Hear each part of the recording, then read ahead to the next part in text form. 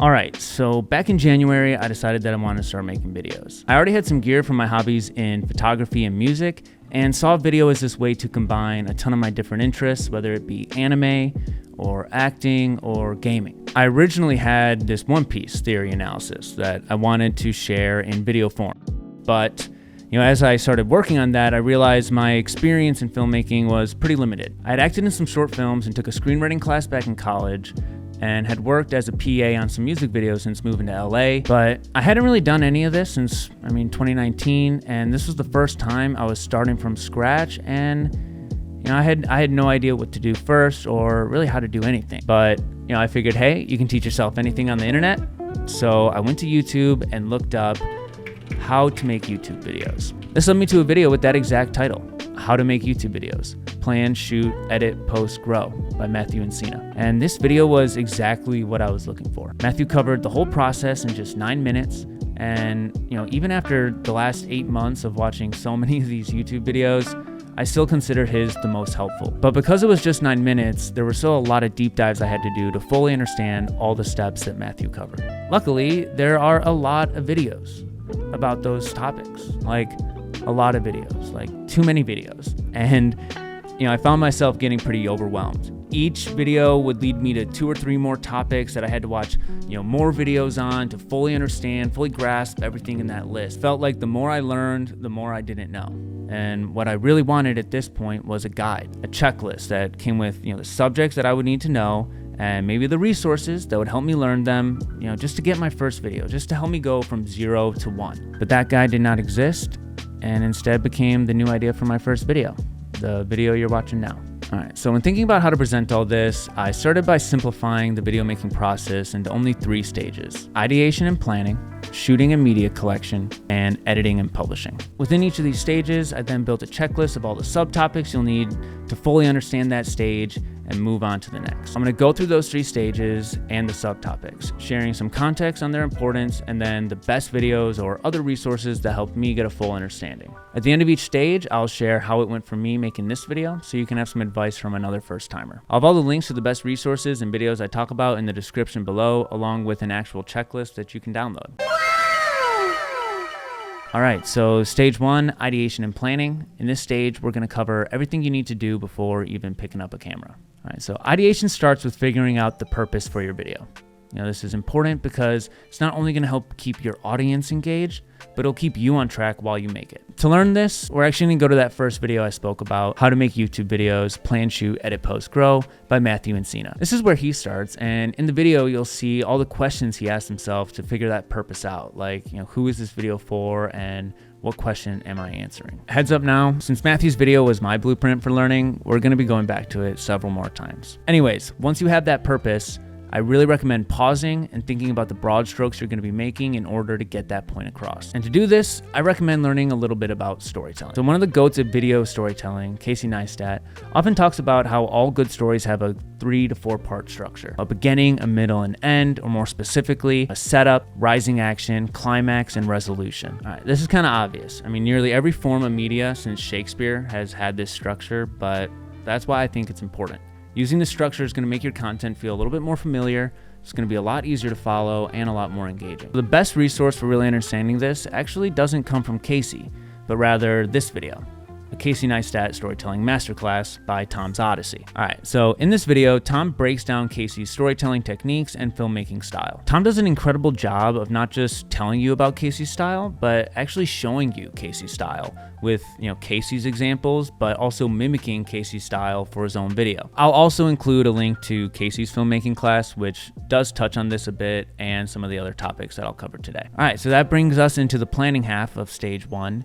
And our final 2 subtopics, the script and the shot list. Matthew explains the importance of these as basically giving you a clear picture of what your video might look like and a more actionable plan to execute on. So for the script, the best deep dive I found was How to Write a Script for a YouTube Video by Javen Dewey.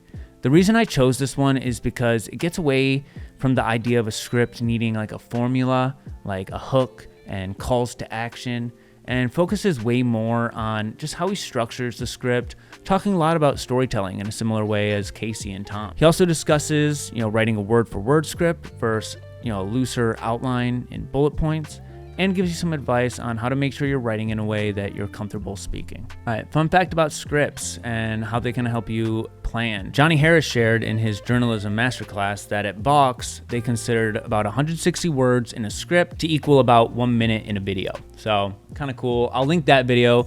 That actually really helped me write the script. He has a lot of cool ideas around video storytelling and just journalism itself. So go check that out. Once you've got the script, you'll need a shot list for the visuals, which is literally just an outline of the visual content in your video. Since there are so many ways you can build and use a shot list, I'm gonna recommend 2 videos to watch on this topic. The first is literally a minute long. It's from Aiden Robbins, 1 easy tip to shoot better videos. This is like a perfect intro to what a shot list is, its purpose, and the impact it can have on your process, and a great place to start. And from there, I recommend wrapping all this up by checking out another video from Tom's Odyssey, which is titled "Use this template to write, plan, and create better videos." All right, so at 5 minutes and 25 seconds, he covers from script to shot list.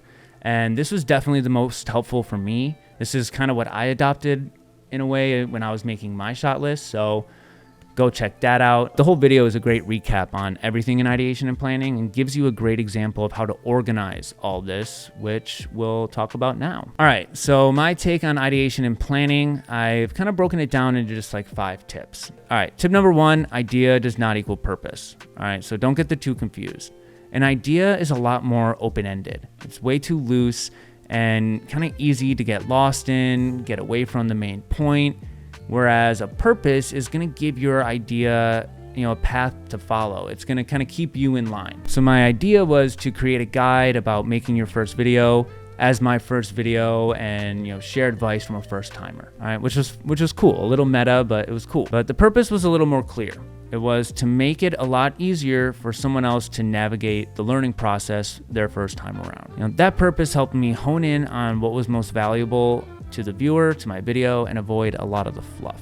Tip number two, the storytelling, those broad strokes, adding the 3-part structure really helps. It makes it feel like you're filling in the blanks. I mean, there's nothing worse than just staring at like a blank document as you're trying to start your script, but by adding a little bit of structure, you can start to fill in the gaps between each piece. Tip number 3, the script is going to change. What my first script is now is completely different than what it was initially.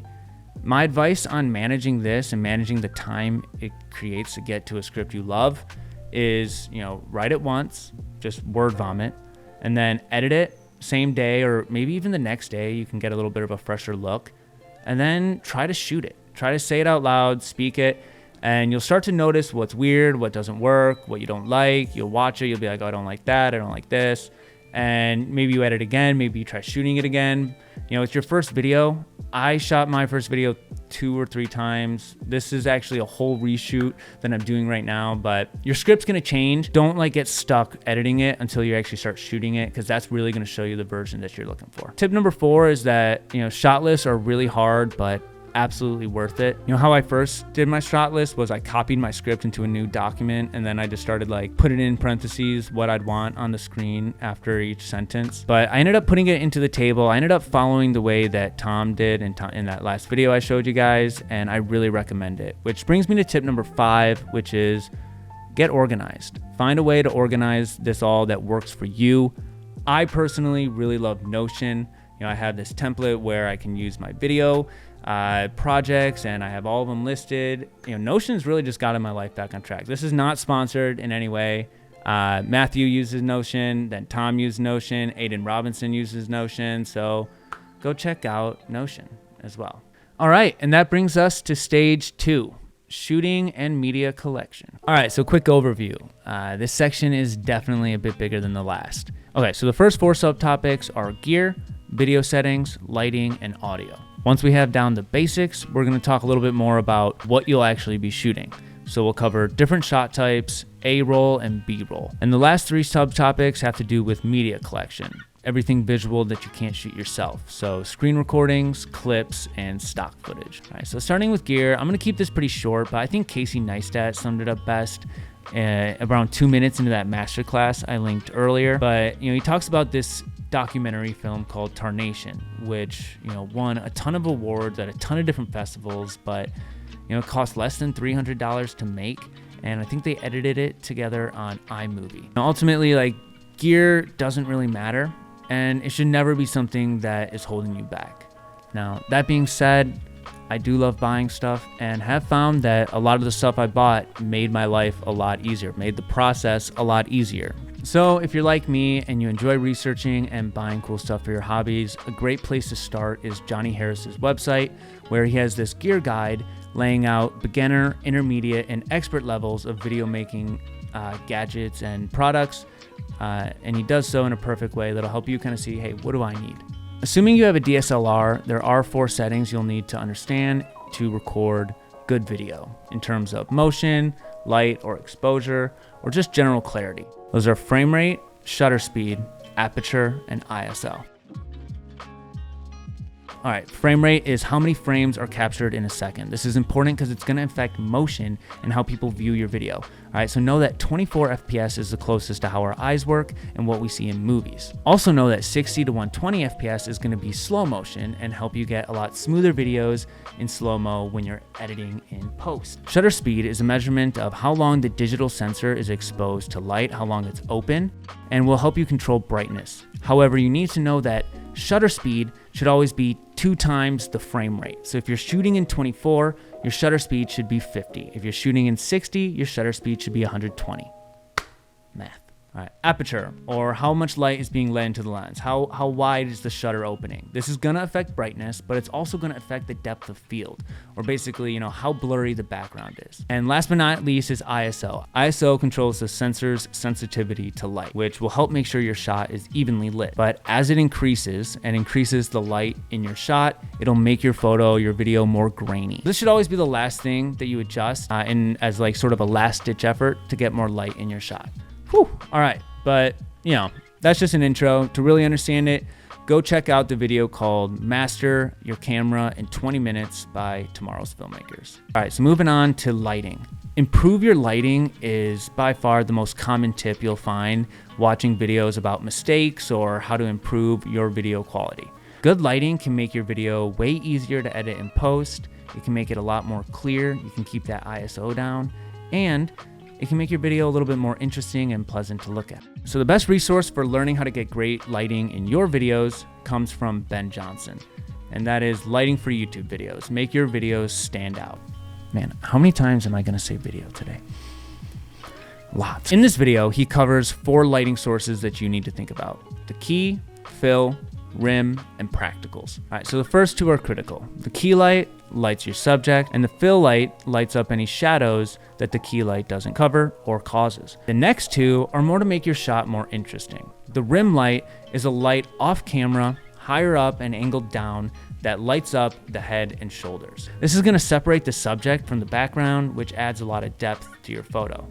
And then the practicals are just the fun lamps, the colored LEDs that you see in the background of a shot. You can see my plant light back there. Awesome. All right. Next subtopic is audio, which is really like a whole can of worms in itself. You basically have 2 options: record the audio directly into the camera, like with the camera, or record it on a separate device and sync it together in post. To fully understand all the options you have for these 2 routes, you only need to watch one incredible video I found, which is What Kind of Mic is Best for YouTube by Javier Mercedes, who put out the most comprehensive guide of all time to help you understand what is the best audio solution for you. All right, so we got video, lighting, and audio down. We can move on to the specifics of what we're actually gonna be shooting. And to do so, I think it's best to start with the types of shots. All right, so types of shots, we can go back to the OG Matthew Encina, where he breaks down the 3 basic shot types quite clearly. All right, so first comes the wide shot. This is a shot farther out, captures the full setting, and sets the scene for what's about to come. Next is the medium. This is full view of the subject, either, it could be waist up, but basically we're getting a little closer, but we can still see like the entire subject, and we know now what the subject's gonna be. And last is the close-up. This is like the details of the subject, the nitty-gritty, you know, what we came to look at. All right, with those three basic kind of shot types, you're gonna be able to play around and experiment with a ton of different angles and lighting and focus, but you know, knowing those three, putting them together in a sequence is gonna make your videos feel a lot more professional. To get a full understanding, the best resource I found for this is Types of Shots, another video by Tomorrow's Filmmakers on YouTube. Pretty much everything you're gonna be shooting can be split into A-roll and B-roll. The A-roll is this stuff, the talking heads, talking to the camera, the main script being spoken, and the B-roll is everything that plays when you cut away to show and visually represent what the script is talking about. So for A-roll, there's not a ton of good resources out there. So I'm gonna share some resources for better A-roll when I talk about how this all went for me. On the other hand, there is a ton of good B-roll videos, like seriously, like so many of them, but my two favorites were Jeremy Steyer's 10 Tips for Better B-roll and Matty Hapoya's 5 B-roll Mistakes You Should Avoid.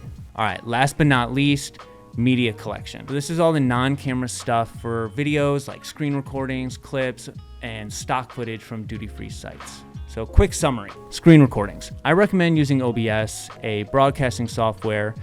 You can check out Gauging Gadget's 5-minute videos on how to screen record using that free broadcasting software.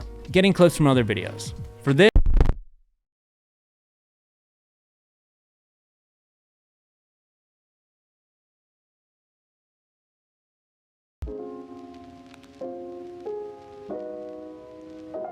and last but not least, the coolest stock video option I found was ArtGrid. That was just the coolest videos, but there are free ones like Pexels.com, which is a great option as well. All right, so I've wrapped up all the A-roll and B-roll for everything you've seen so far and have definitely learned a lot from my first go at this. But before I jump into the tips, I'm gonna start by walking through my gear and setup. So starting with the camera. When I started on the learning process, I was using my Sony A7. I ended up upgrading to the Sony A7C back in July, and honestly, it made a huge difference. When I said that gear could make your life a lot easier, this is definitely what I was talking about. When choosing a camera, there are two features that I recommend looking for. The first is a flip out screen. It was so frustrating trying to record this by myself with the A7. I'd do a take only to realize that I wasn't in frame right, or the camera had focused on the microphone or somewhere other than my face. You know, it was a lot of back and forth, getting up, checking out the shot, going back, and just hoping for the best. Alright, so here's the view of my setup. I had to get creative. Basically, I hung up this mirror, and now I use this hammer when I'm sitting in my seat to make sure it focuses on me, get the face. The Sony A7C's flip out screen was a great step forward, as I was able to see how my shot looked from where I would be recording the shot. So huge difference. Second feature that I recommend is some sort of focus tracking, facial recognition, or simply solid automatic focus. On the A7C, it's as easy as tapping on my face on the screen and the camera will lock its focus to me even if I leave frame for a second. Moving on to my lens, I use a Sony FE 35mm f1.4 GM lens. I chose this as I wanted my aperture to go as low as possible to really max out the blur in the background. It's a bit cliche, but I like the aesthetic. This lens was a bit on the pricier side, but the 35mm can be used in a variety of situations that I needed it for, so it fit the job. My previous lens was the stock lens that came with my Sony A7 and only went down to 3.5, so massive difference altogether. Moving on to my setup for lighting. My key light is a ring light off Amazon, pretty straightforward. My fill light is a desk lamp with a piece of paper wrapped around to help diffuse and soften the light. I don't have a classic, above the head rim light, but luckily the window is working to sort of separate my shoulders from the background and serve as a natural fill light on top of all that. Get good windows, but I guess that's just a tip, right? And then for the practicals, I have my plant light and my lamp from IKEA in the background. And the last part of my setup is audio. To record the A-roll, I'm using a Shure SM7B, which goes through a Cloudlifter CL1 microphone activator. It's just something that helps make it a bit louder before connecting into my Arturia Minifuse 2 audio interface. I record the audio on Ableton and then export it as an MP3 where I can sync it in Premiere Pro with the video that I took. In Javier Mercedes' video titled How to Sync Audio to Video in Premiere Pro, a career's worth of tips, He shares a couple ways to sync audio, and it's surprisingly easy to do. When recording directly on my camera, I use a Deity D4 shotgun mic. I would definitely recommend purchasing any of these items, but if I had to choose what made the biggest impact on quality, it was definitely the camera and the microphone. So that's where I'd focus my investment if I was starting from scratch and could only make a couple purchases. All right, so moving on to tips, I split this up into tips for A-roll and then tips for B-roll. So tips for A-roll. Tip number 1 is for people who actually have the flip out camera screen. Once you've set up the shot, hide the screen. One of the biggest reasons for my first reshoot was that I kept doing this sort of like side eye to the screen, which is very off-putting in video, so hide it. Tip number 2, get a teleprompter. When I tried shooting my A-roll for the first time, I couldn't figure out how all these YouTubers speak so clearly directly into the camera. Turns out most are using a simple teleprompter. I got the Padcaster Parrot teleprompter. This is the same teleprompter seen in Javen Dewey's video earlier on writing scripts. The best video for learning how to use a teleprompter comes from Gerald Undone, how to use a teleprompter without looking creepy. Now, he uses the same teleprompter that I do.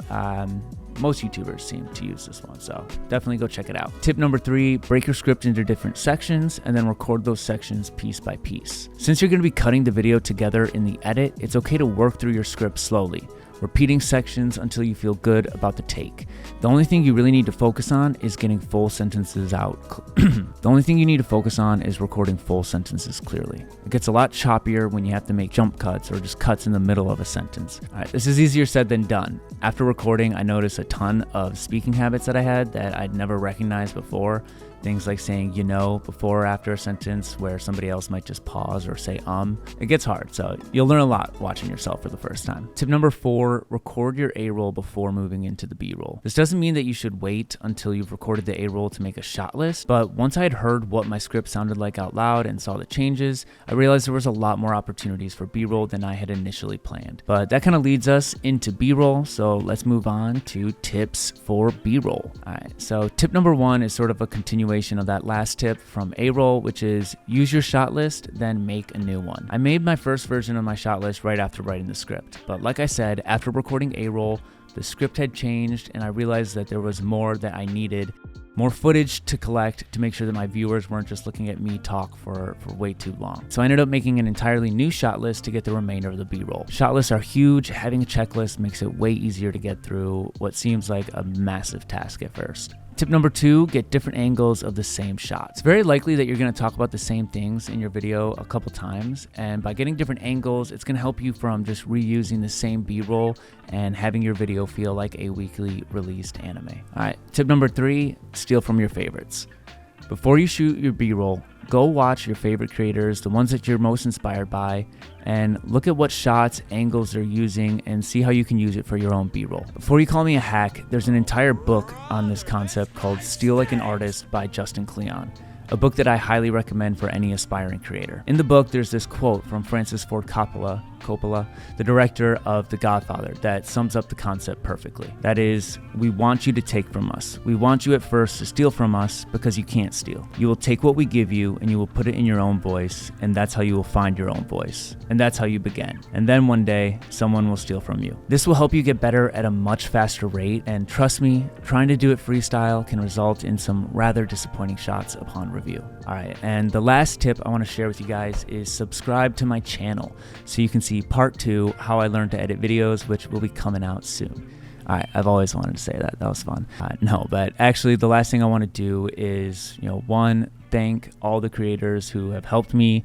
Everybody who I've given a shout out to in this guide has helped me tremendously over the last year in learning how to do all this stuff. But there are a few more who I want to recommend everybody follow, who I found extremely helpful when it comes to shooting and just, learning filmmaking in general. All right, so the first is Peter McKinnon. This guy is a legend and not only super informative, but extremely inspirational. Go give him a follow. Next is Think Media. This team puts out a ton of amazing videos on how to learn filmmaking. They have a video on pretty much every subject covered in this guide, so go check them out as you're working through these topics and need a bit more context. And last but not least, go follow Just Edward Crockett on Instagram. He has an incredible background in cinematography and is passionate about making the techniques used by the best filmmakers in the world more accessible to noobs like you and me. If you think I missed anybody or any great creators, please drop them below so we can all learn a little bit more. Thank you all for watching my first video on how I learned to make my first video. I will be dropping part 2, how I learned to edit this video, very soon. So if you found this one helpful, be sure to subscribe and hit the bell so you don't miss it. This channel is going to offer quite a variety as I figure out my style, but if you like filmmaking, anime, gaming, politics, or just learning how to do cool stuff in general, I can promise that I'll be hitting those marks and more as I grow the channel out. So, cheers. Now what?